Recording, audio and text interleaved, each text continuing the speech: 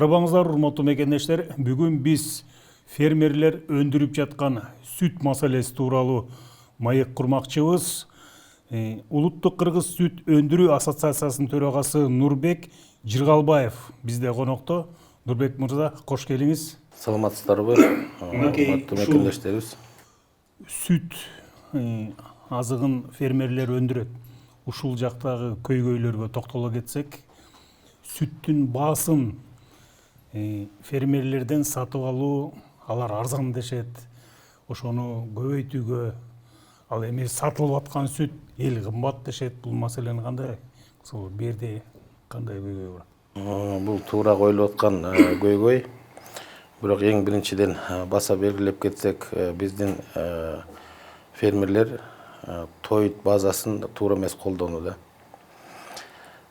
Буга себепкер эмне? Чөптүн кымбат болуп атканы. Мына быйылкыга чейин бир түктүн баасы өзүңөр деле билесиңер, баарыңар 350 сомго чейин көтөрүлүп кетти кышкысын. Бул өтө тоют, мындай кымбат тоют. Жемдин баасы да көтөрүлүп атат. 20 сомдон 22 сомдон алынып аткан элден сүт бул арзан болуп калат буга салыштырганда. Анан кийин айтып атасыңар, жанагы сатылып аткан 40 сом, 50 сом деп сатылып аткан сүт кымбат деп. Бул деле салыштырып келсек, бөлөк мамлекетке, биздин Кошуна мамлекетке салыштырсак, биздики сүт арзан сатылып атат. Бул жакшы. Биздин жанагындай жалаң эле фермерлер ичпейт да, муну потребитель деп коебуз. Шаар жергесиде баары балдарыбыз бүт ичет. Жанагы тоют боюнча айтып кетели. Тоютту туура эмес колдонуп, жана кымбат болгондон 20-22 сом бул өтө арзан болуп калат. Дыйканыбыз сүт өндүргөн сүтүн берген чөпкө салыштырганда чыгымы көп болуп калат да. Биз эксперимент жүргүзүп атып бир тоют чыгарганбыз. Сыйлас туз кошпой бактерия менен өстүрүп. Бул мына 3 жылдан бери эксперимент жүргүздүк. Быйыл өзгөчө көп тоют даярдап туруп, Ысык Ата районуна фермерлерге арзан баада бердик. Бул 20 сомдон өткөргөн күндө ал тезе киреше берет да. Сүт көбүрөөк береби? Сүт кургак чөптө туруп берип аткан сүтүнө караганда бул чыктуу тоютка жанагындай сочный корм деп коет. Бул 100% кошуп берет. Мисалы мындай да, 10 литр берип атканды 20-22 литрге чейин объемун көтөрүп берет. Сүткө зыяндуу эмес? Жок, сүткө зыян эмес. Бул органика продукция. Бүт өзүбүздөн өстүрөт. Өзүбүздөн бактерияда ошол эле чөптөн алып туруп чыгарабыз. Кошулганы биздин эле кумшекер кошулат. Аныкы дагы 1 тонна тоютка 200 грамм эле кумшекер кошулат. Фермерлер бул маалыматты каяктан алат, ошону кандай? Бул маалыматты үйрөтүп келатабыз. Бүгүнкү күндө мамлекетте бизге жардам бере турган болуп атат. Семинарларда бир жолу семинар өткөрдүк, бир эмес 2-3 жолу өткөрдүк, көрсөтүп. Эми республиканский масштабта семинар өткөрөбүз деп турат. Бүгүнкү күндө мамлекетибиз жаңы курулган мамлекет. Буга чейин Минсельхоздон мурунку жетекчилер менен иштешкенбиз. Молочный палатада ачалы жанагындай көйгөйлүү маселелердин баарын чечип берели десек, эмнегедир көп бул иш астыга жылбай койду. Демек, бул сиздердин аракет азыркы жаңы бийликтин жанагы Садыр Нурбожевич кол койгон айыл чарба тармагын жакшыртуу керек деген программага да кошулган экен да. Эми буйруса дейли кошулат болуп турат.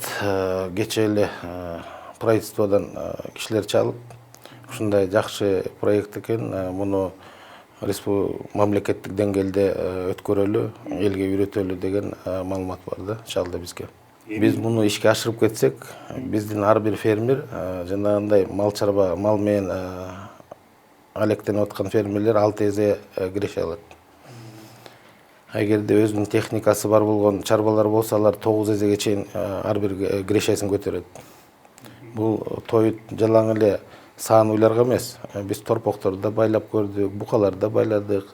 4-5 айда семирет. Жемге расход болбойт, чөпкө да расход болбойт да. Ошону менен ал тезе киреше болуп атат да фермерге. Сиз ошо сүттүн сапаты боюнча да көп иштерди жүргүздүңүз. Мурдагы маалымат булактарынан окуганда лабораториядан өткөзүп бир топ сүттөрдү анализинде чыгаптырсыз да. Бүгүнкү учурда кайсы сүттөр коркунучтуу эмес, кайсы сүттөрдү ичсе болот? Туура, биз өзүбүз жеке биз өтө көп күч салдык буга антибиотикке күрөшүп. Антибиотик заттарын биздин эле булактан эмес, көп эле чет мамлекеттин профессорлору баары эле айтып атат. Бул өтө зыян балдарга, адамга негизи деп. Жанагындай онкология оорусу чыгат, аллергия, андан ошого окшогон оорулар көп да, ушул жалаң малга сайылган антибиотик аркылуу жана. Бул малга сайылган уколдор. Малга сайылган уколдор бул антибиотиктер. Бул сүтү менен, эти менен келип атпайбы бизге. Биз аны балдарыбызга берип атабыз, өзүбүз жеп атабыз. Бул бир эле антибиотик эмес, малдын канча антибиотиги бар, ошонун баары сүт менен келип биздин балдарыбызга жанагындай өтө ден соолугуна таасирин тийгизет болгон пищевой продукт болуп калып атат. Жана малдарды жасалма түрдө семиртүү уколдору да колдонулат да. Ошол дагы гормональный деп коет. Ошонусу дагы өтө чоң зыян келтирет. Анын баарын Госветинспекция менен сандык билим станция катуу көзөмөлгө алыш керек. Тилекке каршы бүгүнкүгө чейин көп нерсе көз жумду болуп өтүп атты. Эмне үчүн дегенде биз бул маселени көтөрүп атабыз. Мен Япония буга чейин мен да билчү эмесмин негизи. Билбегенден кийин көп маани бербейт экенсиң. Японияга окуп келгенден кийин аяктын окумуштуулар менен сүйлөшүп, канчалык зыяндык болотугун билгенден кийин биз күрөшүп баштадык буга. Бүгүнкү күндө жакшы аракет кылып атабыз, болуп атат да эми. Нурбек мырза, эми аны кантип токтотуу керек? Мисалы ошо фермерлерге улам текшерип тыюу салыш керекпи, же кандай кылыш керек? Муну токтотуу жолу кандай? Же жана эт сатууда мунун механизми оңой эле. Өнүккөн мамлекеттерде ушу потребитель деп коебуз, жана алып аткан биздин балдарыбыз же өзүбүздүн эл ошол жакты текшерип, ошол жактан токтотуш керек муну. Жана сатып аткандарды. Сатып атканда бул готовый продукцияны, даяр продукцияны текшерип, эгерде ошондон антибиотик заттары чыктыбы, эт болобу, сүт болобу, ошол жерден аны уничтоженияга кетирип, ликвидация кылабы же кайра артка ошол ээсине берип алып өзү каяка жоготот, өзү билгендей кылыш керек. Ошентип гана токтотпосо бул токтобойт болгон нерсе. Анан элге түшүнүк программасында жүрүш керек. Антибиотиктин зыяндыгы канчалык балдарыбызга таасирин тийгизет деп. Бул эң коркунучтуу маселе азыр бүгүн биздин Бишкек болуп атат да.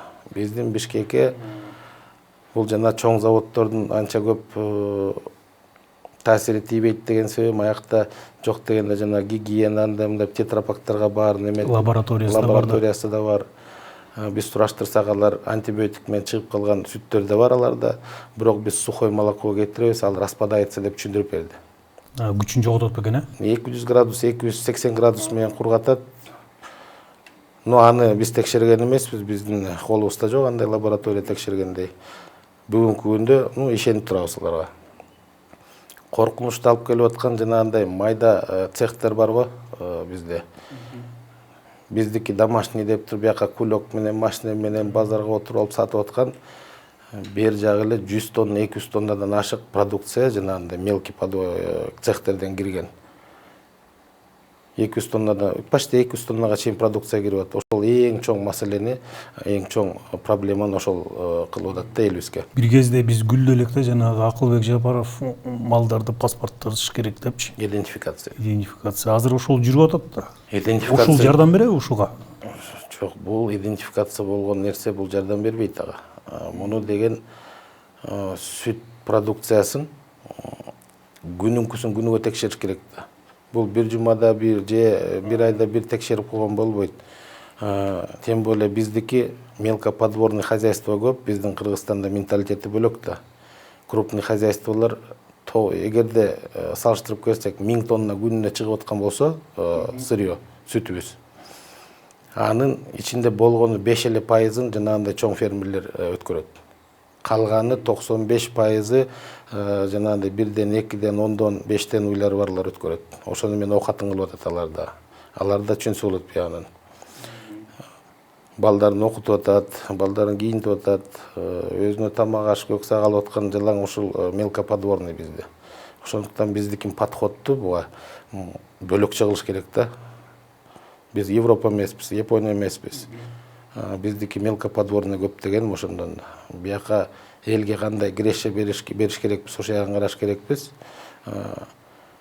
Буга плюс элден жанагындай закупочный бааны 20-22ден ашырбай, андан ашырсаң тиги заводдор токтоп калат, неконкурентно способный болуп калат, жана переработкасы бөлөк мамлекеттер келип, анда өзүнүн сүт азыктарын, продукциясын бияктан арзаныраак болуп калганда, аларды алып баштаганда биздин жанагындай ишкерлер, чоң заводдор токтоп калат. Зыян тартып калат. Зыян тартып калат. Демек бул базарларда ошол күндө лаборатория ачып туруп, ошол жерден сатыла турган сүттөрдү текшерип туруш керек. Бул анда базаркомдорду жүктөш керек экен да, мындайча айтканда.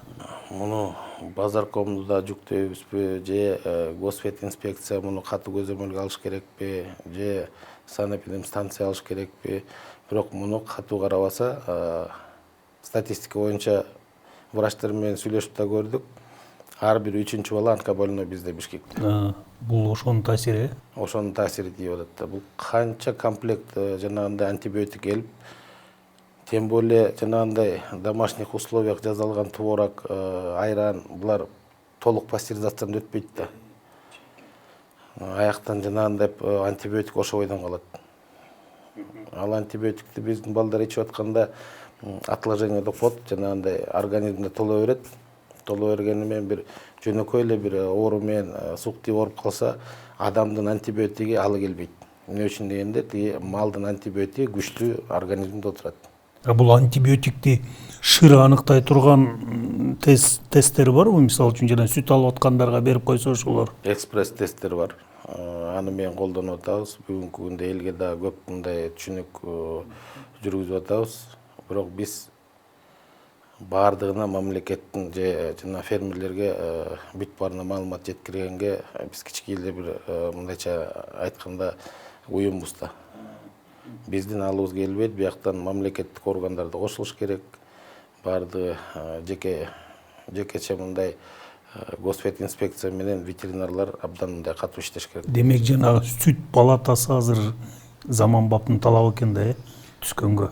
Ошол сүт палатасын 3 жылдан бери инициатору менмин. 3 жылдан бери түзөлү деп канча келатабыз, башын баштап коюп макулдашып келатып, мурунку министр, зам министрлер кайра эмне себептен буга тоскоолдук кылып атты түшүнүксүз. Мындайча айтканда бул чоң переработчиктерге таасирин тийгизип калат деген да бир себеппи. Буга кимдер кирет ичинде, палатанын ичинде ошондой мүчө болуп? Азыркы палатага кирип аткан Союз молочников деп коет, бул бүт переработчиктер Кыргызстандагы.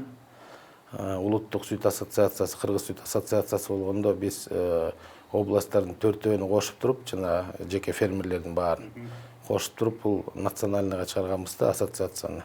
Алар кошулуп атат. И 3-чү учредитель Минсельхозду кошолу десек, бир тилекке каршы бир подзаконный акттарды же законго ылайыкташпай калат экен. Бүгүнкү күндө жаңы келген зам министр Бермет фамилиясын да билбейм. Жакшы эле жардам берип атат, мамлекет жакшы жардам берип атат. Калгандары мурунку эле отургандар, алар кичине кайдыгер карап атат да буга. Нурбек мырза, могу бир жылда ушул канча сүт өндүргөндөр көбөйүп атат да? Ошо уй баккандар канча фермерлердин саны көбөйүп атат? Быйыл өзгөчө көбөйгөнү, кичине кошулуп атканы жанагындай чыктуу тоют даярдап бербедик элге көрсөтүп. Бул өзүбүздүн базада эле 1000ден ашкан, 1000ден көп тонна бастык. Анан кийин фермерлерге көп басып бердик. Ал Ысык Ата районунда эле 7500 тоннадан ашык басып бердик.